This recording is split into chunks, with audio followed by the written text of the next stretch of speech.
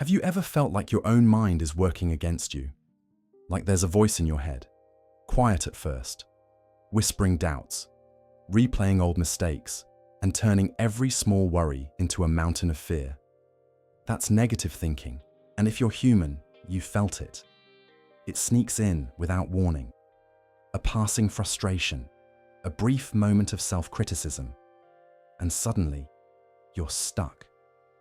Thoughts spiral, confidence fades. What began as a fleeting doubt becomes a constant companion, like an unwelcome guest that refuses to leave. At first it feels harmless, but over time it becomes a habit, a mental reflex. And the worst part? It starts shaping how you see yourself, how you approach your goals, and how you perceive the entire world around you. But what if I told you this pattern can be broken? What if negative thinking isn't your destiny, but a challenge you can understand, confront, and overcome? That's exactly what we're diving into today.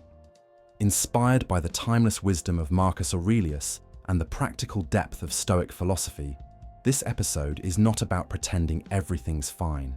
It's not about forcing fake positivity or ignoring your real-life struggles. Instead, it's about learning how your mind truly works, how your thoughts take shape, how they influence your emotions, and most importantly, how you can take back control. Marcus Aurelius once said, "You have power over your mind, not outside events. Realize this, and you will find strength."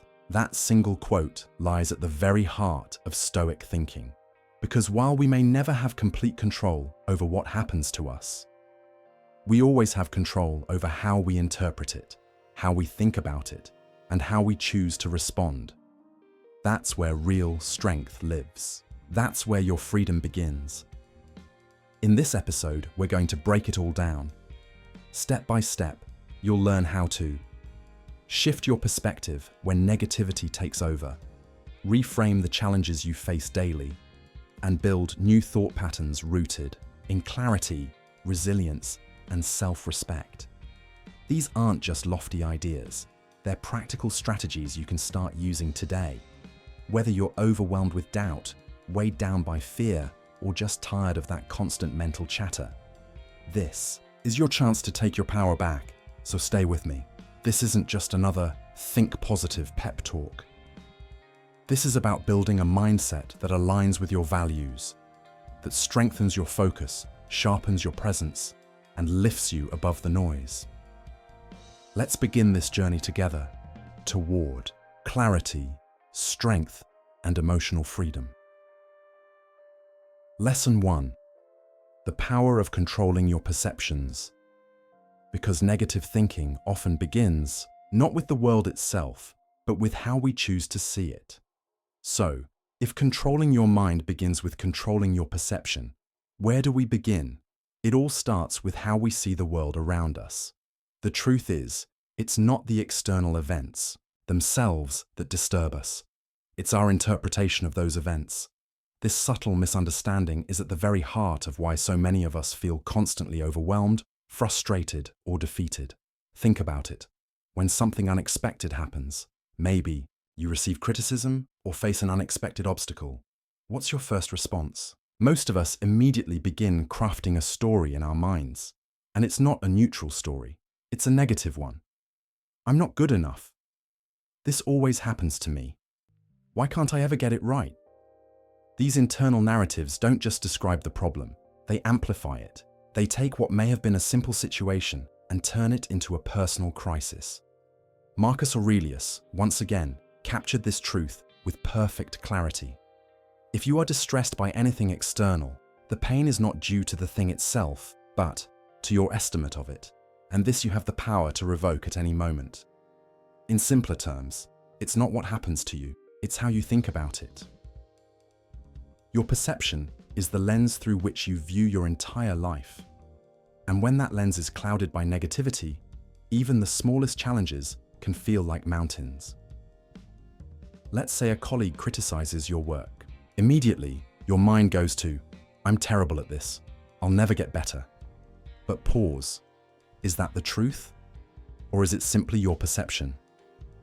Now imagine this instead. You take that same criticism and think, this feedback is an opportunity. I can grow from this.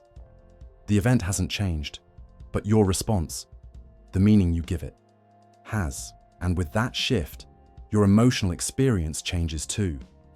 The real danger of distorted perception is how quickly it takes root. Over time, these thought patterns become default settings. They begin to shape how you see yourself, your relationships, and even your future. Unchecked, they form a cage, one that holds you back and drains your peace of mind.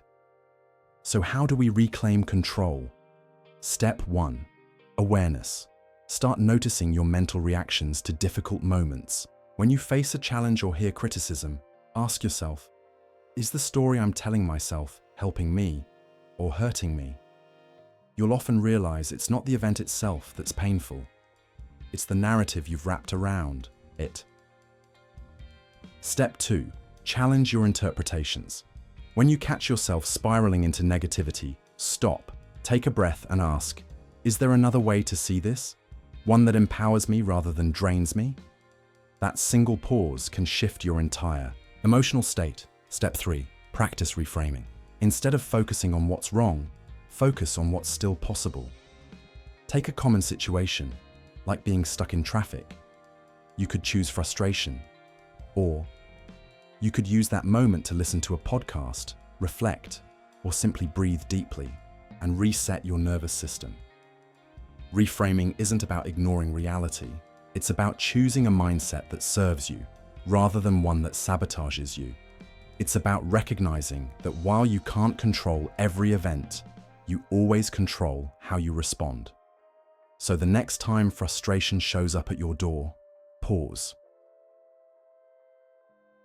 Remind yourself, this isn't about the event, it's about how I perceive it. With that shift in awareness, you take the first step toward breaking free from the cycle of negativity and building a mind that works for you, not against you. Up next, Lesson 2. Unraveling the roots of negative thinking. Because these patterns don't just appear out of nowhere, they're often born from something much deeper. In the last section, we explored how perception shapes reality. But if we want to go deeper, if we want to truly break free from negative thinking, we need to look at something even more fundamental, the roots of the negativity itself. Where do these thoughts come from? And why do they hold so much power over us? To overcome negative thinking, you must understand not just what you're thinking, but why you're thinking it. Often, negative thoughts don't appear out of nowhere. They're formed over time, rooted in fears, memories, and old emotional wounds. They emerge as a kind of self-defense mechanism, an internal shield meant to protect you. Let's say you've experienced rejection, failure, or harsh criticism in the past. Your mind, in an effort to keep you safe, might start preparing for the worst, constantly. It says, don't get your hopes up, stay small, play it safe so you don't get hurt again. On the surface, this might seem helpful, but in truth, it becomes a trap, one that keeps you stuck in fear, stops you from taking risks, and clouds your ability to see clearly. Marcus Aurelius said, the soul becomes dyed with the color of its thoughts. In other words, the thoughts you repeat daily don't just visit your mind, they stain it. If you constantly focus on fear, failure, or self-doubt, that becomes the emotional filter through which you experience everything. Let's make this real. Imagine you're about to give a presentation at work, and suddenly, a voice in your head whispers, you'll mess this up. Everyone's going to judge you. Where did that voice come from? Not from the current situation, because it hasn't happened yet. It likely comes from a past experience. Maybe you once stumbled in front of a crowd, or maybe someone criticized you years ago, and your mind still replays that moment as a warning sign. But here's the truth. That past moment does not define your present or your future. Recognizing this is the first key to loosening the grip of negative thinking. So, how do we unravel these mental roots? Step 1. Awareness. When a negative thought arises, pause. Trace it back. Ask yourself, where is this coming from? Is it based on fact or just an old story I keep repeating? Step 2, challenge the thought. If you're afraid of failing, remind yourself of all the times you succeeded despite fear. If your mind tells you, I'm not good enough, ask, what actual evidence supports that? More often than not, you'll find those thoughts are built on assumptions, not truth. Step 3, replace, don't erase. This isn't about toxic positivity or pretending everything's perfect. It's about choosing thoughts that support your growth. Instead of thinking, I'll never be good enough, try, I'm still learning. Every step forward counts. Think of it like decluttering an old closet. At first, it feels overwhelming. There's so much emotional weight you've been carrying. But as you start to sort through it, let go, and replace what no longer fits, you begin to feel lighter, more grounded, and free. Negative thinking may feel automatic, but it's not permanent. These thoughts are just habits, and habits can be unlearned, reshaped, and replaced. Up next, Lesson 3, rebuilding your inner dialogue.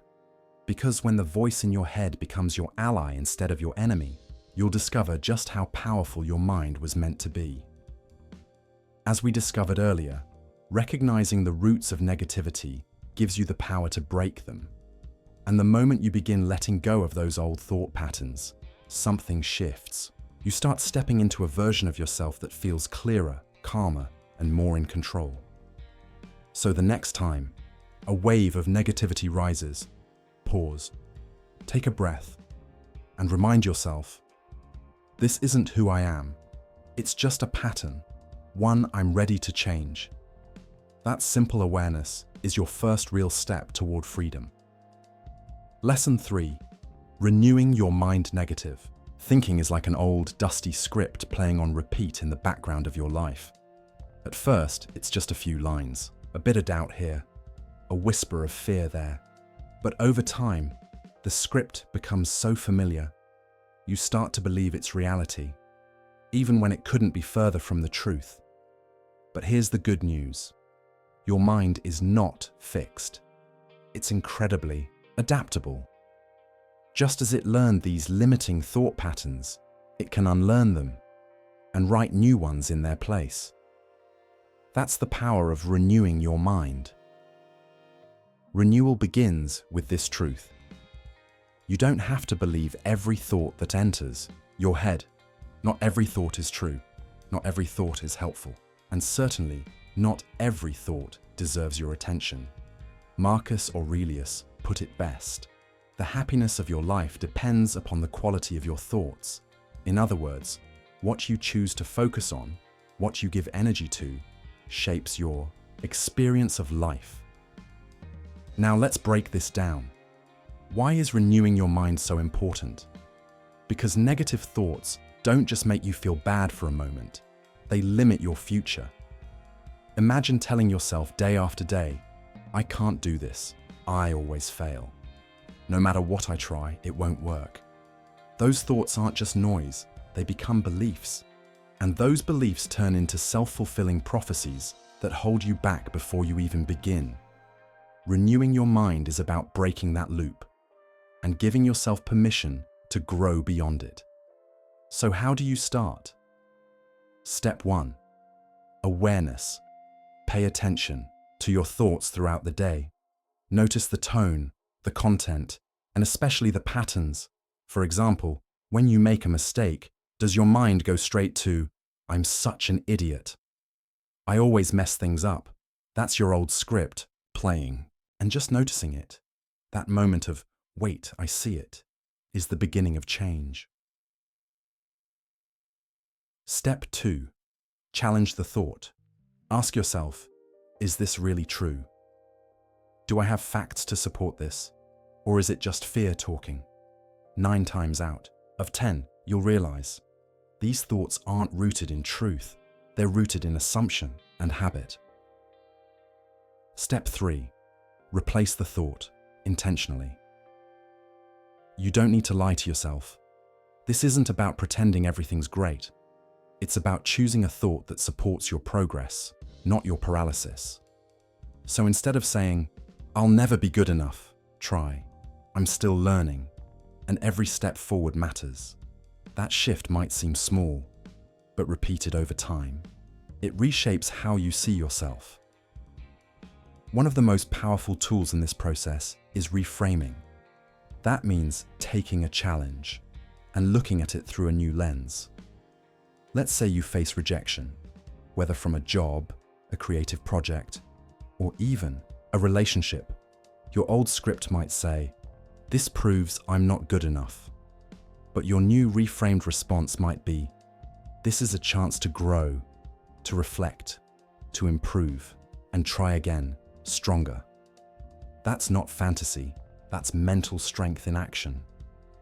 So now that you've learned how to reframe your thoughts and begin the process of renewal, let's take that one step further, because reframing is just the beginning of a more powerful shift. When you change the way you see, you change the way you feel, and eventually the way you act. That's what reframing really does. It doesn't rewrite the past.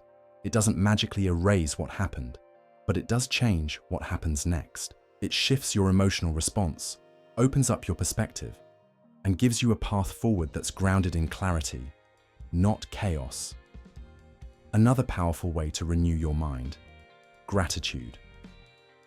Gratitude changes the lens you see the world through. It gently pulls your focus away from what's missing and brings your attention to what's already working, what's still good. When you make it a habit to reflect on what you're thankful for, even in small ways, you begin to rewire your brain. Suddenly, you notice beauty in the ordinary. You find calm in the middle of the storm. It's like shifting from staring at the shadows to turning and noticing the light. Think of renewing your mind as cleaning a window. Over time, dust and dirt, those limiting beliefs and unhelpful thought patterns, build up. They cloud your vision, distort your view of reality, but with consistent effort and conscious intention, you begin to wipe it clean. You start to see more clearly, not because the world changed, but because your lens did. This isn't about pretending everything's perfect. It's about choosing to focus on what empowers you rather than what paralyzes you. So the next time you find yourself spiraling into that all too familiar loop of negativity, pause and say to yourself, "I have the power to renew this thought." Because you do. With each intentional thought, each time you challenge a limiting belief and replace it with one that builds you up, you're not just shifting your mindset, you're transforming your life. And every single thought you reshape is a step closer to the version of you that's grounded, focused, and fulfilled. Lesson 4. Surrounding yourself with positivity. Let's talk about something just as important as your inner world, your outer environment. Because no matter how strong your mindset is, the people and spaces around you influence you deeply. Think about it. When you're surrounded by supportive, encouraging people, or when you're in a space that's calm, organized, and uplifting, you naturally feel more energized, more focused, more you. But when you're constantly around criticism, chaos, or emotional clutter, it's like trying to swim upstream. Even the strongest mindset will eventually feel drained. Marcus Aurelius said, "The happiness of your life depends upon the quality of your thoughts." And while your thoughts are yours to manage, your environment plays a huge role in shaping them. Negativity is contagious, but so is positivity. That's why it's essential to curate an environment that supports your growth, not one that stifles it. Start by looking at your circle. Are the people in your life lifting you up or pulling you down? Do they encourage your growth, or do they constantly plant seeds of doubt? This isn't about blame, it's about awareness. Surrounding yourself with positivity doesn't mean cutting people off cold. It means setting healthy boundaries. It means prioritizing energy that nourishes you, not drains you. For example, if you have a friend who always complains or brings negativity into every conversation, it's okay to limit your time with them, not out of rejection, but out of self-respect. Instead, invest more of your time and heart into those relationships that inspire you, the people who push you to rise higher, the ones who see your potential, especially when you forget it yourself. In the last section, we explored how the people in your life can either nourish your growth or quietly drain it. But the truth is, your environment extends far beyond your relationships. It includes everything that surrounds you, physically, mentally, and digitally. So ask yourself this: is the space around you helping you thrive, or quietly holding you back? When you're surrounded by people who celebrate your growth, your wins, and your efforts, something powerful happens. You start to see the best in yourself too. But positivity isn't just about people. Your physical environment plays a huge role in shaping your mental clarity. A messy, chaotic room can lead to mental fog, but a clean, organized, and calming space that fosters focus, peace, and emotional balance. Take a moment to think about the places where you spend the majority of your time. Your home, your office, even your digital world. Are these places lifting your energy? Or are they silently adding to your stress? Sometimes, small changes make a big difference. Declutter your desk. Add a plant to your room. Let in more natural light. Or reduce your exposure to online negativity. These aren't just aesthetic choices. They're mental health decisions. And don't underestimate the power of what you consume, the books you read, the shows you watch, the podcasts you tune into, even the music in your ears. All of it shapes your inner world. If you're constantly feeding your mind with fear, drama, or conflict, don't be surprised if your thoughts reflect that same chaos. Instead, choose content that fuels your mind with strength. Listen to stories of resilience. Read books that challenge you to grow. Watch creators who uplift and inspire you. Let's look at a simple example. Say you've been spending hours scrolling social media, comparing your life to others, and ending up feeling drained or inadequate. Rather than staying in that cycle, take control. Start by unfollowing accounts that trigger insecurity or negativity.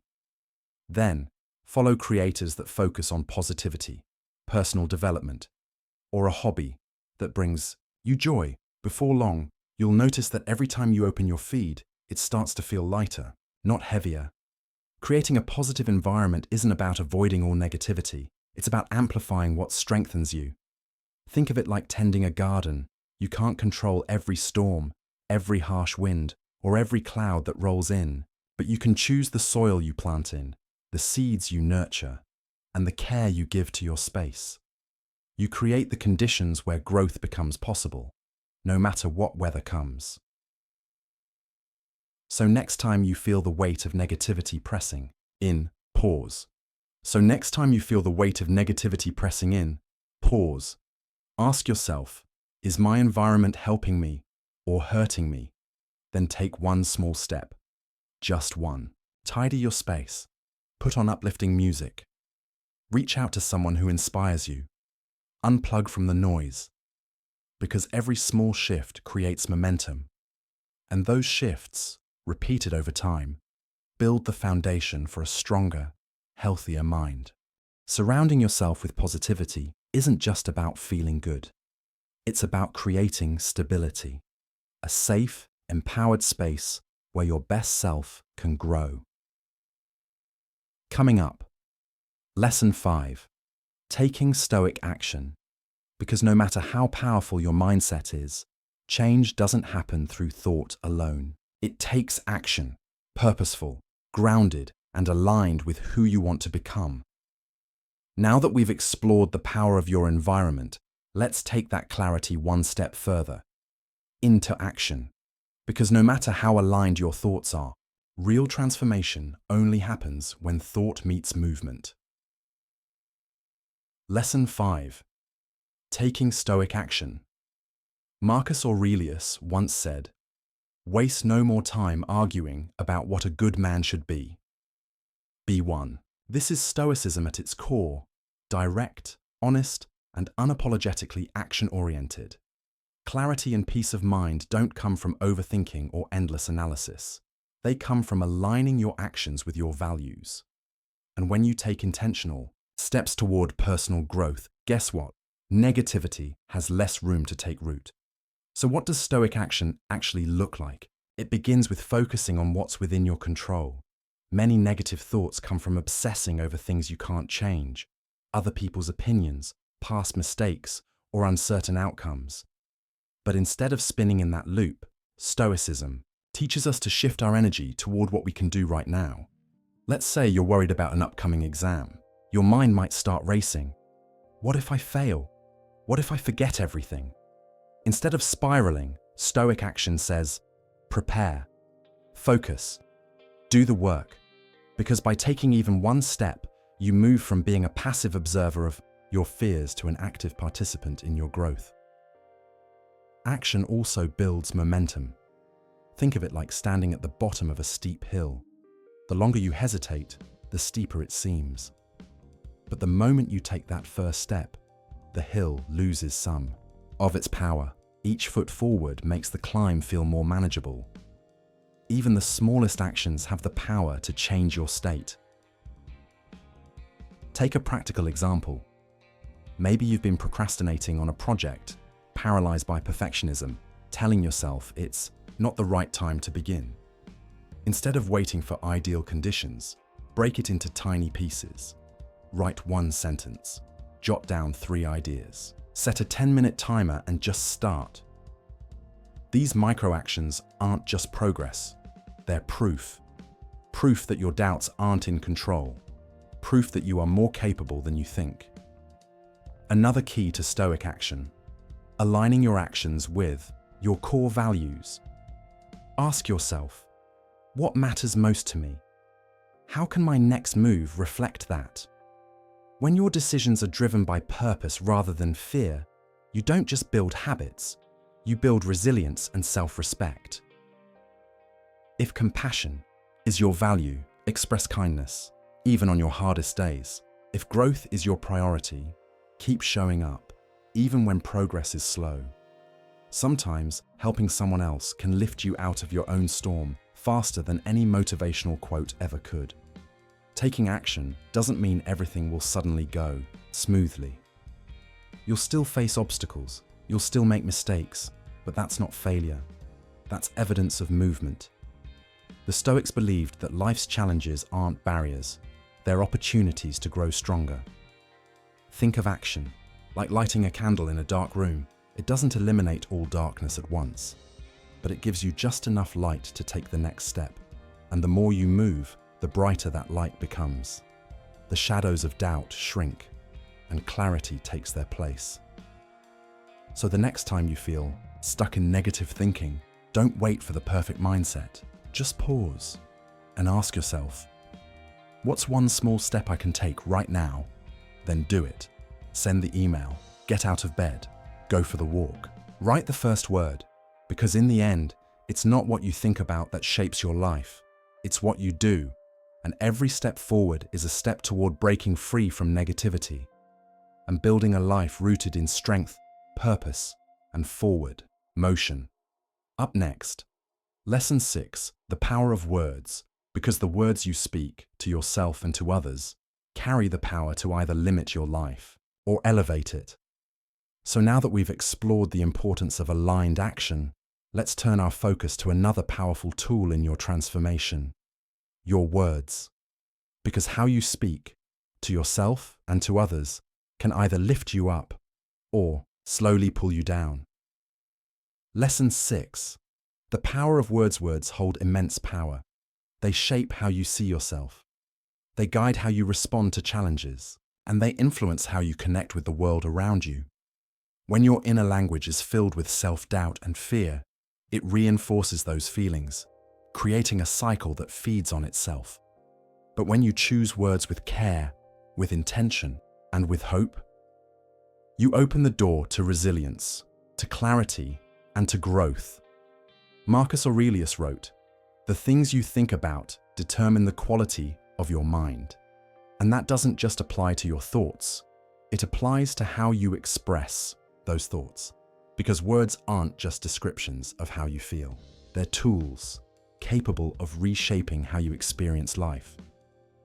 Let's begin with the most influential conversation you'll ever have, the one inside your own head. What do you tell yourself when something goes wrong? Do you hear, "I'm such a failure. I always mess this up. I'll never be good enough"? At first, these thoughts might seem harmless, just emotional reactions, but over time, they quietly sculpt your identity, reinforcing a version of yourself that isn't true. Instead, try shifting the script. Change, "I'm terrible at this," to "I'm still learning." Mistakes are part of the process. It might feel small, but this subtle shift reduces emotional damage and redirects your energy toward growth. Now, let's go beyond your inner voice. What about the language you use in daily conversations? Do you often complain, gossip, speak with frustration or negativity?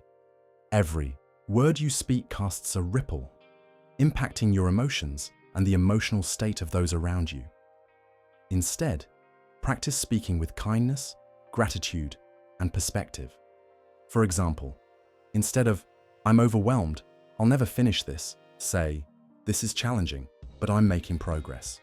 The facts don't change, but your relationship to them does. Let's take a simple scenario.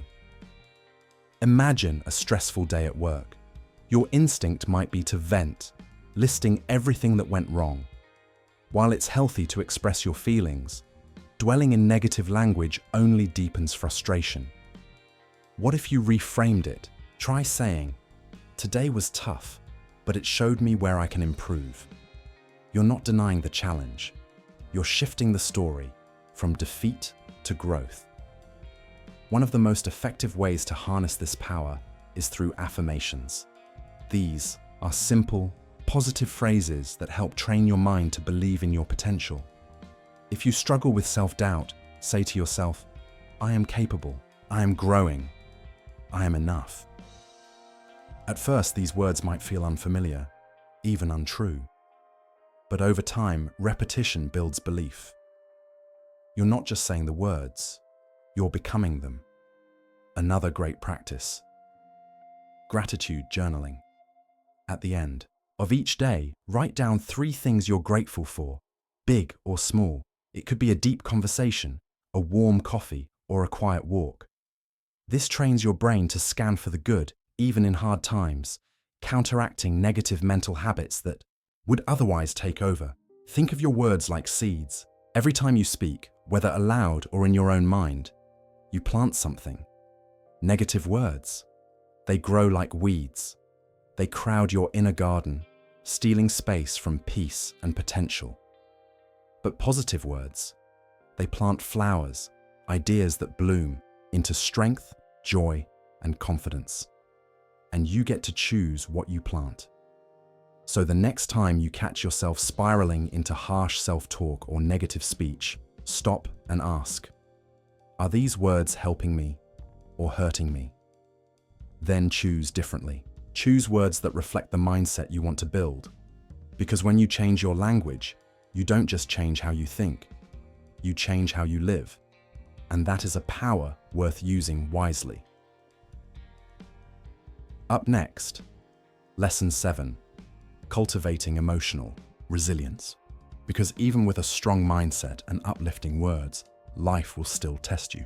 And the key isn't to avoid the storm, but to learn how to stand firm within it. Now that we've learned how to use words as tools for growth, let's talk about what happens when life pushes back. Hard. Because even the strongest language and mindset will be tested by the realities of adversity. Lesson 7. Cultivating emotional resilience. Challenges, setbacks, disappointments. They're not optional. They are part of the human experience. The question isn't if you'll face them. It's how you'll respond when they arrive. That response? That's emotional resilience. It's the ability to recover, adapt, and even thrive when life gets difficult. And it's one of your most powerful defenses against negative thinking. Marcus Aurelius said it with quiet strength. You have power over your mind, not outside events. Realize this, and you will find strength. Resilience isn't about pretending. That pain doesn't exist. It's not about wearing a mask or forcing a smile. It's about how you choose to respond, especially when everything feels overwhelming. It's about staying anchored, even when the storm hits. So what does emotional resilience actually look like in daily life? It begins with acceptance. Accepting that some things are out of your control, no matter how much you care or try. When you fight against that truth, you waste energy. Energy that could be spent healing, rebuilding, and growing. But when you redirect your focus toward your thoughts, your actions, your attitude, you take back your power. Imagine this. You've worked for weeks on a project. You gave it your all. Then, at the last minute, something goes wrong. It fails. It falls apart. In that moment, it's tempting to spiral into blame, frustration, or self-pity. But emotional resilience pauses and asks, what's my next best step? That shift, from problem to solution, from reaction to response, is the heart of resilience. Another vital part of resilience is reframing failure. Don't see it as the end. See it as a turning point. Let's say you didn't get that job or promotion you really wanted. It's okay to feel disappointed, but don't let that one moment define your worth or limit your momentum. Instead, ask, what can I learn from this? How can I use this to come back stronger? Each challenge you face becomes a building block, not a brick wall. But to do this well, there's something else you need: self-compassion. Because if you're harsh with yourself in moments of struggle, you're only making the path harder. Think about how you'd speak to a friend who's going through a rough time. You wouldn't say, you're a failure. You'd say, you've been through a lot, but you're strong. You'll get through this. You'd offer comfort, encouragement, perspective. So why not offer that same kindness to yourself? Acknowledging your pain doesn't make you weak. It makes you human. It's okay to struggle. It's okay to feel heavy. But you don't have to stay stuck there. Resilience grows when you give yourself grace and keep moving forward anyway. And like any strength, resilience takes practice. It doesn't arrive overnight, but there are small habits that over time build a resilient mind. One powerful habit: mindfulness. By staying present, you create space between your emotions and your actions. Let's say anger or anxiety starts to rise. Instead of reacting instantly, lashing out or shutting down, pause. Take a deep breath. That moment of mindfulness becomes a gap. And in that gap, you get to choose your response, instead of being swept away by the wave. In our last lesson, we explored how emotional resilience gives you strength in the storm. But even the strongest mindset needs something to anchor it. And one of the most powerful anchors is gratitude. Gratitude is more than just a feel-good practice. It's a core part of emotional resilience. Because when life feels heavy and overwhelming, shifting your focus to what you're thankful for can bring balance. Like a breath of fresh air in a room that's felt closed off for too long. Even in the darkest moments, there is always something, no matter how small, to appreciate. A supportive friend, a quiet moment of stillness, or simply the fact that you've made it through another day. Think of resilience like a tree in a storm. The wind may howl, the branches may bend, but the deep roots, they hold firm. Gratitude is one of those roots. It keeps you grounded. It reminds you that even when everything else feels uncertain, there is still something solid beneath your feet. So, the next time life throws a challenge your way, try this. Pause, take a deep breath, and say to yourself, this is hard, but I have the strength to get through it. Because with each challenge you overcome, you're not just surviving, you're evolving. You're strengthening your ability to rise again and again. Resilience isn't only about getting through the storm, it's about who you become on the other side of it. Lesson 8. Practicing gratitude as a mindset. Shift gratitude is one of the simplest tools you can use to quiet negativity, but don't underestimate its power. When life feels unfair or exhausting, your mind will naturally want to focus on what's missing, what's broken, what should be better. But gratitude redirects your attention. It says, yes, there's pain, but look at what's still good. And sometimes what's good isn't grand. It's subtle. It's easy to overlook, but it's there. Marcus Aurelius once said, "Do not indulge in dreams of having what you have not, but reckon up the chief of the blessings you do possess. And then thankfully remember how you would crave them if they were not yours." That's timeless wisdom, because so often the source of our dissatisfaction isn't reality, it's perspective. We take what we have for granted while endlessly chasing what we don't. So what does practicing gratitude actually look like? It's not about pretending everything is fine. It's not about suppressing real pain or ignoring challenges. It's about saying, yes, today is tough, but I still have things to appreciate. For example, if work is draining you, gratitude might look like pausing to appreciate a helpful coworker or realizing you've learned something new, even if it came through struggle. It's about finding the gold in the grit. And here's where the real shift happens. When you actively look for things to be thankful for, you train your brain to notice the good. Over time, this rewires your perspective, helping you naturally lean toward optimism and balance. You stop defaulting to what's missing and start noticing what's present. Here's one simple practice you can start today. Keep a gratitude journal. Each evening, write down 3 things you're grateful for. They don't have to be big. Maybe it's the warmth of your morning coffee, a smile from a stranger, or the comfort of a familiar song. These moments might seem small, but together they create a mindset rooted in calm, clarity, and resilience. Previously, we explored how gratitude, when practiced consistently, can quietly rewire your mind toward optimism. Now let's deepen that habit by looking at the ways gratitude can extend beyond your journal and into your relationships, your perspective, and your everyday moments. Writing down what you're thankful for after a tough day doesn't just help, you reflect. It creates a growing archive of light you can return to whenever darkness tries to settle in. Over time, this record becomes a reminder. You've faced difficulty before, and you've come through stronger.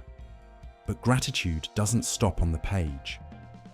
One of the most impactful ways to practice it is to express it out loud. Take a moment to sincerely thank someone. A friend, a family member, a coworker, even a stranger. It doesn't need to be grand. It could be as simple as, "Thank you for listening today. It really helped." Or, "I appreciate the way you supported me in that meeting." These brief expressions don't just uplift others. They multiply positivity in your environment. They strengthen connection. They remind you, and them, that kindness matters. Let's bring it to life with a simple example. You're stuck in traffic, late for a meeting. The tension is rising. It feels like frustration is inevitable, right? But what if, in that moment, you paused and shifted your focus? Maybe you're grateful for the safety of your car, or the opportunity to listen to your favorite podcast, or even just the fact that this delay is giving you time to breathe. Will gratitude change the traffic? No, but it will change you in the middle of it, and that's what matters. Gratitude also helps you reframe challenges. When something doesn't go your way, ask, "Is there anything here I can learn? Even if this is painful, can I find something to appreciate?" Sometimes, the only thing you'll find is the fact that you're still showing up, still trying, still building strength, and that in itself is worthy of gratitude. Think of gratitude like a soft light in a dark room. It doesn't erase every shadow, but it gives you enough clarity to move forward, to breathe, to see a way through. And the more you practice, the brighter that light becomes, guiding you through life's inevitable ups and downs with steadier hands. So the next time you find yourself stuck in a spiral of negative thinking, pause and ask, What can I be grateful for right now? It doesn't have to be something big. It just has to be real, because gratitude isn't just an emotion, it's a habit, a decision, a powerful tool for shifting your entire mindset. And when you lean into it, you begin to notice something. The more you focus on what's good, the more good you begin to find. Gratitude plants the seeds for resilience, optimism, and emotional clarity. And slowly, it changes the way you move through the world. Coming up next, Lesson 9, Embracing Impermanence. Because one of the biggest causes of suffering is our resistance to change. But when you accept that nothing lasts forever, you begin to truly live in the moment. After exploring the freedom that comes from embracing change, let's now shift our gaze to the subtle beauty that lives inside that very truth. The fact that nothing in life lasts forever, and that impermanence, though often feared, can be the key to a deeper peace. The joy, the pain, the people you meet, the challenges you face, all of it is temporary. And maybe, just maybe, that's what makes it all so incredibly precious. By embracing the impermanence of life, you can start to release your grip on outcomes, fears, and expectations. You begin to understand that even your darkest moments have an expiration date, and that realization can change everything. So how exactly does this shift in mindset work? When something difficult happens, try telling yourself, "This too shall pass. This too shall pass." It may sound simple, but these 4 words hold incredible power, because pain, frustration, disappointment, they're transient. They might feel heavy today, but like waves, they always rise and fall. And just as joy doesn't last forever, neither do hardships. This perspective creates a soft inner calm. In the middle of chaos, it's not denial, it's acceptance, rooted in wisdom. Let's take a real-world example. Imagine you've had a painful falling out with someone close to you. The silence, the hurt, it feels permanent. But when you remember that everything evolves, you give yourself room to breathe. Conflict doesn't last forever. Emotions shift. People grow. And with time, the wound may heal, whether through reconciliation or by choosing to walk separate paths with peace. Another beautiful practice tied to impermanence is being present with gratitude. Instead of fearing what you might lose, focus on what you have right now. If you're sitting with a loved one, laughing over a shared memory, pause, soak it in. Because the moment will pass, and that is what makes it matter. Impermanence adds value. It whispers, "This won't last forever, so pay attention." It also helps you loosen the grip of perfectionism. When you understand that everything, your successes, your failures, even your image of who you should be, is temporary, you give yourself the freedom to try, to fall, to learn, and to rise again. Nothing is final, and in that truth, there is room to grow. Think of impermanence like a flowing river. The water never stays still. It moves, it shifts, it evolves. If you try to hold it in your hands, it slips away. But if you allow it to flow, you can marvel at its beauty and move with its current, rather than against it. So the next time your mind gets stuck, whether in regret over what's past or fear of what's ahead, pause, remind yourself, this moment is temporary, and let that reminder soften the edges of your anxiety or grief. By embracing impermanence, you create space for peace, for clarity, and for growth. You stop fighting the rhythm of life, and instead you learn to flow with it, and that perhaps is the most powerful kind of strength there is. Up next, Lesson 10, Building a Purpose-Driven Life, because when you're clear on what you're here for, negativity loses its grip, and your path becomes one of direction, meaning, and steady progress forward. After embracing impermanence and learning to flow with change, there's one more element that gives your life stability Even in the midst of uncertainty, that element is purpose. Lesson 10. Building a purpose-driven life. Have you ever achieved something, met a goal, hit a milestone, and still felt hollow? That feeling often points to a missing piece: purpose. Purpose isn't about external success. It's not about the trophies or titles. It's about aligning your daily actions with your values, with what truly matters to you. So how do you begin discovering and building a purpose-driven life? Start by asking yourself honest, reflective questions. What brings me a deep sense of fulfillment? What kind of impact do I want to make on others or the world around me?